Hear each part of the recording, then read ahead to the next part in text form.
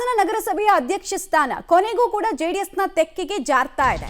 ಮೈತ್ರಿಯ ಪೈಕಿ ಯಾರ ಪಾಲಾಗಬಹುದು, ಜೆಡಿಎಸ್ ಪಾಲಾಗಿದೆ ಅನ್ನೋದು ಗೊತ್ತಾಗ್ತಾ ಇದೆ. ಪ್ರಶ್ನೆ ಇತ್ತು. ನಗರಸಭೆ ನೂತನ ಅಧ್ಯಕ್ಷರಾಗಿ ಜೆಡಿಎಸ್ನ ಚಂದ್ರೇಗೌಡ ಆಯ್ಕೆ ಆಗಿದ್ದಾರೆ. ನಗರಸಭೆಯ ಉಪಾಧ್ಯಕ್ಷರಾಗಿ ಲತಾದೇವಿ ಅವರು ಕೂಡ ಆಯ್ಕೆ ಆಗಿರೋದ್ರ ಮಾಹಿತಿ ಲಭ್ಯ ಆಗ್ತಾ ಇದೆ.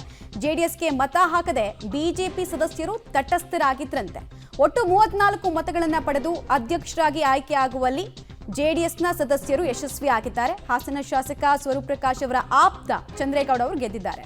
ಬಿಜೆಪಿಯಿಂದ ಗೆದ್ದಿದ್ರು. ಜೆಡಿಎಸ್ ಜೊತೆಗೆ ಲತಾದೇವಿ ಅವರು ಗುರುತಿಸಿಕೊಂಡಿದ್ರು. ಮೈತ್ರಿಯಂತೆ ಉಪಾಧ್ಯಕ್ಷ ಸ್ಥಾನವನ್ನ ಬಿಜೆಪಿ ಬೇಡಿಕೆಯಾಗಿ ಇಟ್ಟಿತ್ತು. ಹಾಸನ ನಗರಸಭೆ ಕೊನೆಗೂ ಜೆಡಿಎಸ್ನ ಪಾಲಾಗಿದೆ.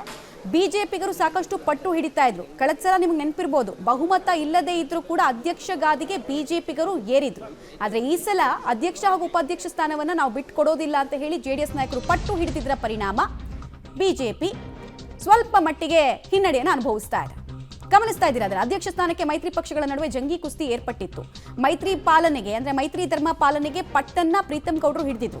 ಮೊದಲ 10 ತಿಂಗಳ ಅಧಿಕಾರ ಬಿಜೆಪಿಗೆ ಬಿಟ್ಕೊಡ್ಬೇಕು ಅಂತ ಹೇಳಿ ಹಠ ಹಿಡಿದಿದ್ರು. ಆದ್ರೆ ಈ ಬೇಡಿಕೆಗೆ ಜೆಡಿಎಸ್ನ ನಾಯಕರು ಸೊಪ್ಪು ಹಾಕಿರ್ಲಿಲ್ಲ. ಪಟ್ಟು ಬಿಡದೆ ಅಧ್ಯಕ್ಷ ಸ್ಥಾನಕ್ಕೆ ಹೋರಾಟವನ್ನ ಕೂಡ ಜೆಡಿಎಸ್ ನಾಯಕರು ನಡೆಸಿದ್ರು.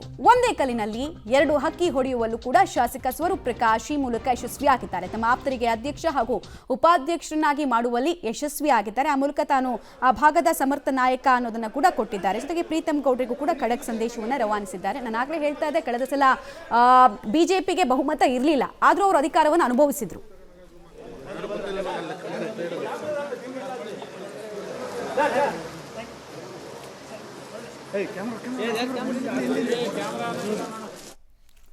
ಡೀಟೇಲ್ಸ್ ಕೊಡ್ತಾರೆ ಶಶಿಧರ್.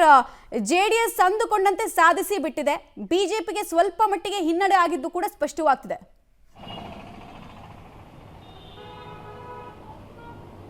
ಅಂತ ಏನು ಇಂದು ಹಾಸನ ನಗರಸಭೆ ಅಧ್ಯಕ್ಷ ಉಪಾಧ್ಯಕ್ಷರಿಗೆ ನಡೆದ ಚುನಾವಣೆಯಲ್ಲಿ ಶಾಸಕ ಸ್ವರೂಪ್ ಪ್ರಕಾಶ್ ಅವರ ಜಾನ್ಮಣೆಯ ನಡೆಯಿಂದಾಗಿ ಅವರ ಆಪ್ತರಾದ 9ನೇ ವಾರ್ಡಿನ ಚಂದ್ರೇಗೌಡ ಅಧ್ಯಕ್ಷರಾಗಿ ಹಾಗೂ ಬಿಜೆಪಿಯಿಂದ ಗೆದ್ದು ಜೆಡಿಎಸ್ ಜೊತೆ ಗುರುತಿಸಿಕೊಂಡಿದ್ದ 35ನೇ ವಾರ್ಡಿನ ಲತಾದೇವಿಯವರು ಉಪಾಧ್ಯಕ್ಷರಾಗಿ ಆಯ್ಕೆಯಾಗಿದ್ದಾರೆ. ಇದಕ್ಕೂ ಮೊದಲೇ ಮೈತ್ರಿ ಧರ್ಮ ಪಾಲಿಸಬೇಕು, ಮೊದಲ ಅವಧಿಗೆ ಅಧ್ಯಕ್ಷ ಸ್ಥಾನ ನಮಗೆ ಕೊಡಬೇಕು ಅಂತೇಳಿ ಬಿಜೆಪಿ ನಾಯಕರು ಪಟ್ಟು ಹಿಡಿದಿರು. ಅದಲ್ಲದೆ ಹೋದರೆ 2ನೇ ಅವಧಿ ಕೊಡಿ, ಉಪಾಧ್ಯಕ್ಷ ಸ್ಥಾನ ನಮಗೆ ಕೊಡಬೇಕು ಅಂತೇಳಿ ಪಟ್ಟನ್ನು ಹಿಡಿದು ಬಿಜೆಪಿಯಿಂದ ಒಬ್ಬರ ಅಭ್ಯರ್ಥಿಯನ್ನು ಹಾಕಿದ್ರು. 17ನೇ ವಾರ್ಡಿನ ಶಿಲ್ಪ ಅವರನ್ನ ಅಭ್ಯರ್ಥಿಯನ್ನಾಗಿ ಹಾಕಿದ್ರು. ಆದರೆ ಆ ಚುನಾವಣೆ ನಡೆದಂಥ ಸಂದರ್ಭದಲ್ಲಿ ಬಿಜೆಪಿ ಏನು 14 ಸದಸ್ಯರಿದ್ರು, ಅವರು ಸದಸ್ಯ ಏನು ಮತವನ್ನು ಚಲಾಯಿಸಿಬಿಟ್ರೆ ಜೆಡಿಎಸ್ನ ಯಾರೂ ಸಹ ಮತವನ್ನು ಹಾಕಲಿಲ್ಲ. ಹಾಗಾಗಿಯೇ ಉಪಾಧ್ಯಕ್ಷ ಸ್ಥಾನ ಏನು ಜೆಡಿಎಸ್ ಜೊತೆ ಗುರುತಿಸಿಕೊಂಡಿದ್ದ ಲತಾದೇವಿಯರ ಪಾಲಾಗುತ್ತೆ. ಮತ್ತೊಂದೆಡೆ ಅಧ್ಯಕ್ಷ ಸ್ಥಾನಕ್ಕೆ ಏನು ಜೆಡಿಎಸ್ನ ನಗರಸಭೆ ಸದಸ್ಯ ಚಂದ್ರೇಗೌಡರು ನಿಂತಿದ್ರು, ಅವರಿಗೆ ಬಿಜೆಪಿ ಎಲ್ಲ ಸದಸ್ಯರು ಸಂಪೂರ್ಣವಾಗಿ ಮತವನ್ನು ಚಲಾಯಿಸಿದರೆ, ಆದರೆ ಉಪಾಧ್ಯಕ್ಷ ಏನು ಲತಾದೇವಿ ಜೆಡಿಎಸ್ ಜೊತೆ ಗುರುತಿಸಿಕೊಂಡ್ರೆ ಅವರಿಗೆ ಮತವನ್ನು ಹಾಕಲಿಲ್ಲ. ಆದರೂ ಸಹ ಜೆಡಿಎಸ್ನ ಒಟ್ಟು 21 ಮತಗಳು ಬಿದ್ದಿದ್ದರಿಂದ ಅವರು